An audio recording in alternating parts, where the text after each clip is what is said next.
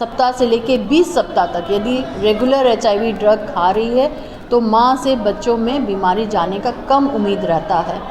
लेकिन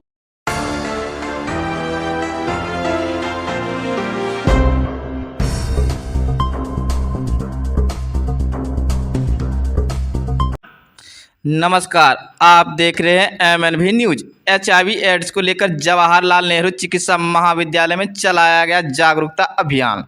Bhagalpur HIV ads के रोकथाम के इस नियंत्रण के हेतु वैश्विक एवं स्थानीय दोनों ही स्तरों पर संसाधनों तकनीकों के प्रबंधन एवं सम्मिलित प्रयास से इस पर रोकथाम के लिए मुहिम चला रही है। इसके रोकथाम एवं नियंत्रण हेतु कई स्वास्थ्य केंद्र पर जागरूकता अभियान चलाया जा रहा है। उसी बाबत आज भागलपुर के जवाहर नेहरू चिकित्सा विद्यालय अस्पताल मायागंज में लोगों को जागरूकता करते हुए HIV एड्स पर लगाम लगाने के लिए एवं जागरूकता कार्यक्रम चलाया गया, जिसमें कई चिकित्सक एवं दर्जनों लोग मौजूद थे। वहीं डॉक्टर प्रतिभा केसरी ने बताया कि कभी भी ब्लड आप देते हैं या लेते हैं तो पहले HIV टेस्ट जरूर कराएं। वही महिला पुरुष शारीरिक संबंध भी बनाती है तो उसमें यह बातें ध्यान रखने की है। साथ ही उन्होंने यह भी बताया कि शादी से पहले भी लड़का और लड़की अपने HIV टेस्ट को जरूर कराए, जिससे आगे किसी तरह की परेशानियों का सामना न करना पड़े। इससे यह भी पता चलेगा कि कहीं सामने वाले के HIV तो नहीं, इसलिए 6 महीने में एक बार HIV का टेस्ट जरूर लोगों को करवाना चाहिए। वहीं उन्होंने जेल में कैदियों को लेकर कहा कि जेल में कैदियों के बीच HIV के केस काफ़ी देखे जा रहे हैं, इसमें भी प्रशासन को रोक लगाने एवं जागरूकता करने की जरूरत है। भागलपुर से विभूति सिंह की बीमारी बच्चे को जाने का डर रहता है, इससे बच्चा भी आप लोग का इन्फेक्टेड हो सकता है। इसी संदर्भ में आज सकता है ना, या फिर किसी तरह का IV ड्रग एब्यूज किया हुआ है, यदि कोई सिरिंज से बार बार इंजेक्शन एक ही सिरिंज से कोई भी औरत को ये बीमारी अपने हस्बैंड से आ सकता है, या तो आप लोग किसी से ब्लड लिए हैं या हस्बैंड कोई सिरिंज से बार बार इंजेक्शन एक ही सिरिंज से बार बार इंजेक्शन लिए हैं तो उससे भी आ सकता है।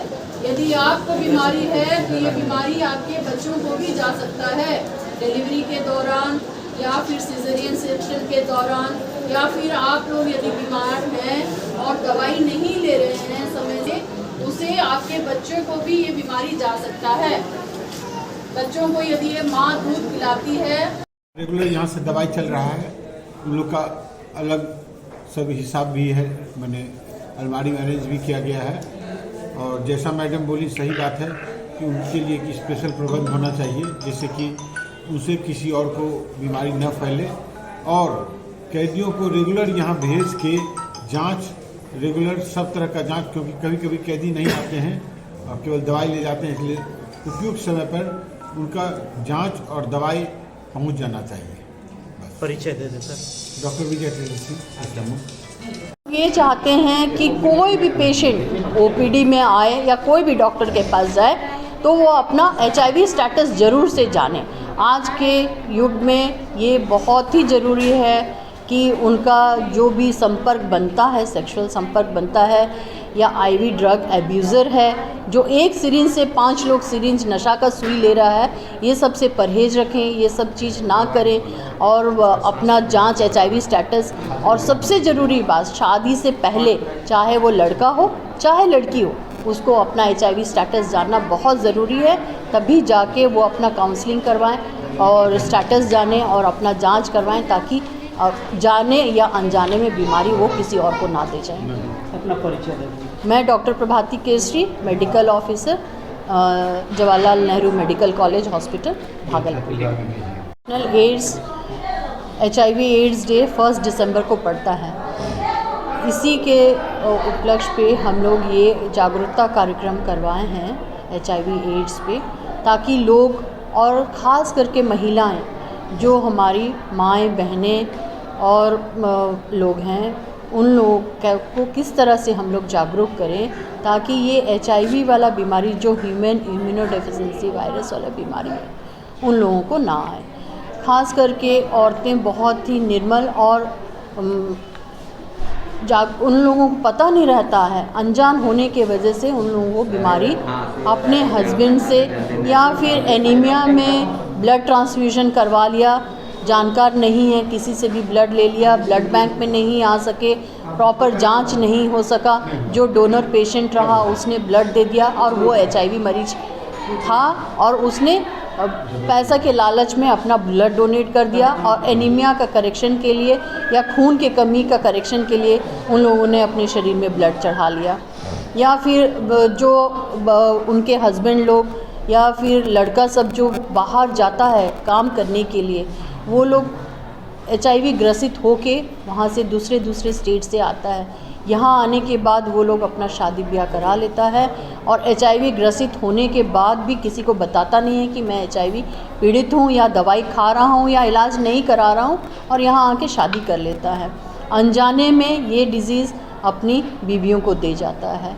और यदि औरतें अपना HIV स्टेटस के प्रति जागरूक ना रहें कि वो बीमार हैं, HIV ग्रसित हैं या नहीं हैं, और उस दौरान यदि वो प्रेग्नेंट हो जाती हैं तो ये बीमारी माँओं से बच्चों में भी जा सकता है। माँ से बच्चे में बीमारी कैसे जाता है? डिलीवरी के दौरान चला गया या फिर माँ अनजाने में ही दूध पिला दी।